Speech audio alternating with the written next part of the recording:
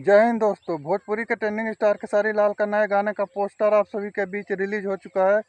इसी पोस्टर के बारे में खबर दूंगा, तो वीडियो के अंत तक बने रहें। चलिए आपको बता दूं कि ट्रेंडिंग स्टार खेसारी लाल का नए गाने का पोस्टर आप सभी के बीच रिलीज हो चुका है, जिस गाने का नाम है कमर डैमेज। इस गाने को लिखे हैं कुंदन प्रीत, और इस गाने में संगीत की बात करें तो इस गाने में संगीत दिए हैं प्रियांशु सिंह, जो कि बहुत ज़बरदस्त खेसारी लाल यादव का गाना होने वाला है। इस गाने में नजर आने वाले हैं भोजपुरी के ट्रेंडिंग स्टार खेसारी लाल यादव और नीलम गिरी, और इस गाने को गाए हैं ट्रेंडिंग स्टार खेसारी लाल यादव, और इस गाने में कोई फीमेल सिंगर नहीं है।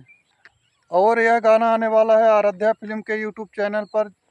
इस गाने को बहुत जल्द रिलीज होने वाला है, क्योंकि इस गाने के पोस्टर पर टाइम और डेट नहीं बताया गया है। आराध्या फिल्म के यूट्यूब चैनल पर कल या परसों आप सभी के बीच गाना आने वाला है।